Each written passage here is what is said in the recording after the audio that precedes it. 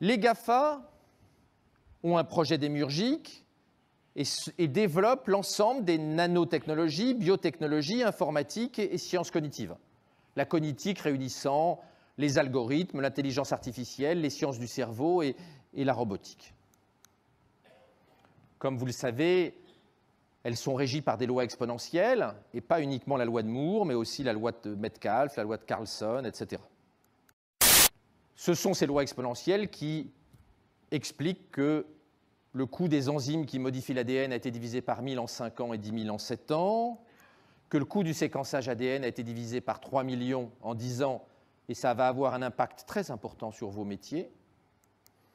Le fait que la puissance des serveurs informatiques est multipliée par 1 milliard tous les 31 années à l'heure actuelle.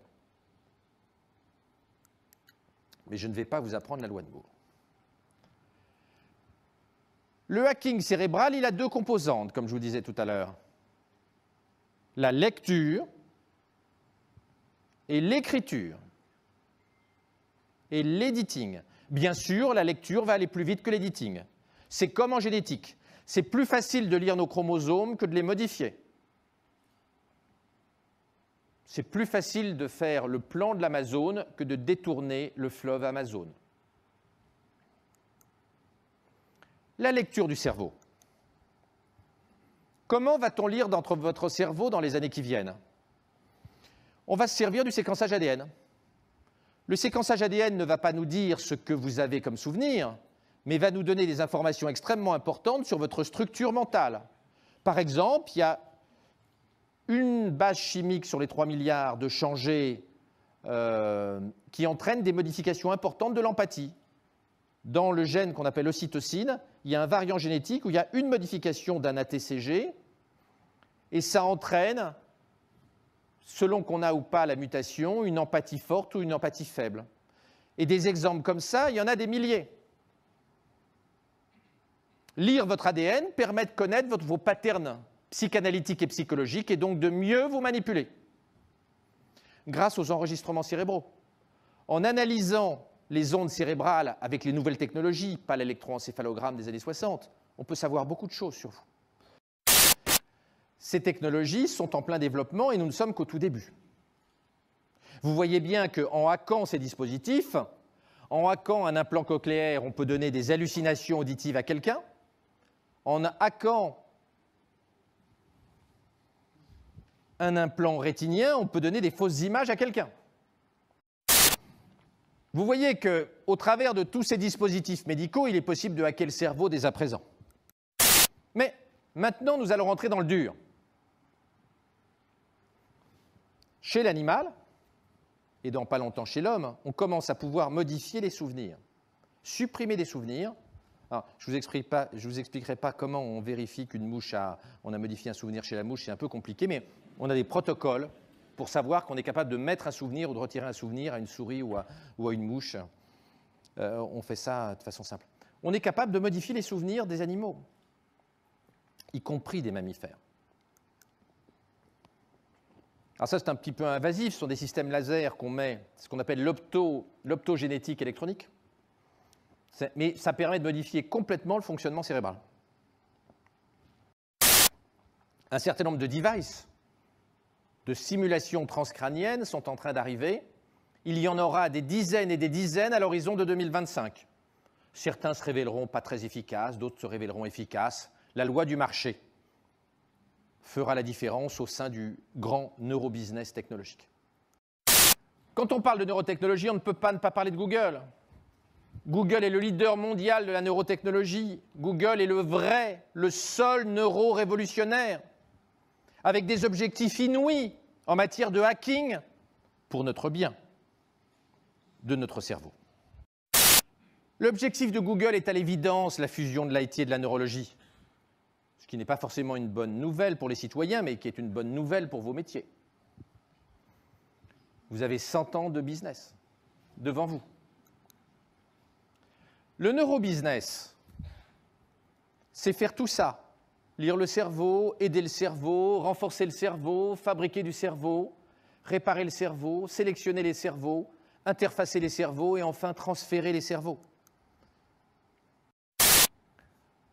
Certains d'entre vous connaissent ma conviction que j'explique souvent dans mes tribunes dans le monde. Le vrai territoire de Google, ça n'est pas un pays. Le vrai territoire de Google, c'est notre cerveau. De façon soft, et puis maintenant de façon neurotechnologique.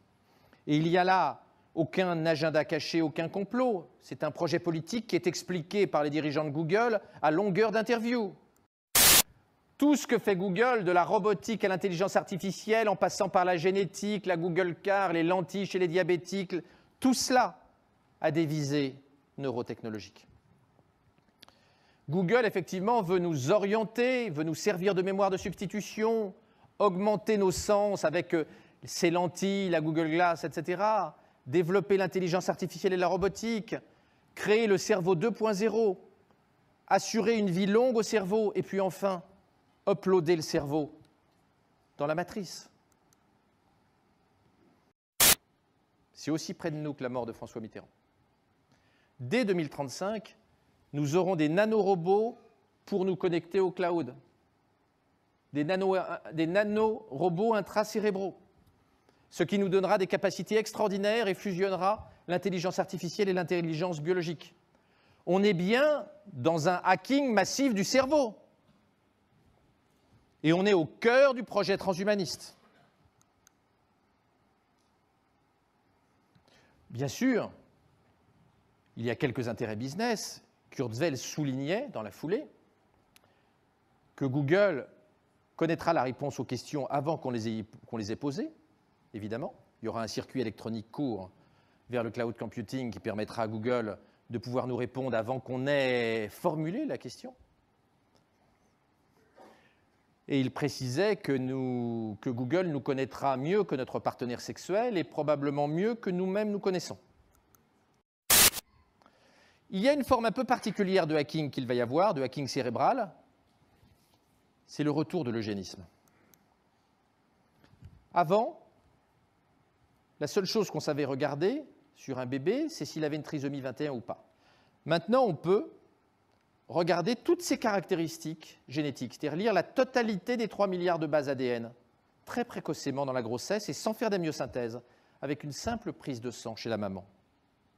La puissance informatique a tellement augmenté qu'on est capable, en séquençant le sang de la mère, de séparer l'ADN du bébé et l'ADN de la mère, parce qu'il y a un petit peu d'ADN du bébé qui passe dans le sang de la mère. On passe d'une amniosynthèse tardive, on regarde s'il y a 3 chromosomes 21, et dans 97% des cas, on avorte de l'enfant trisomique,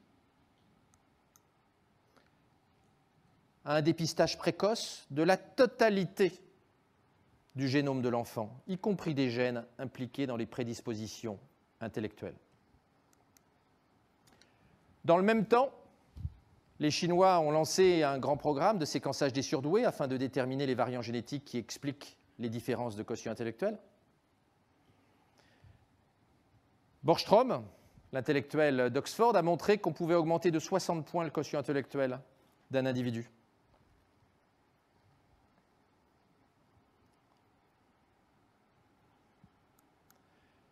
Et 23andMe, filiale génétique de Google, a un brevet sur la sélection génétique des embryons. Vous voyez que là, c'est une forme particulière de hacking neurologique dans le futur. C'est la transformation de la façon dont nous procréons qui pose des problèmes tout à fait majeurs.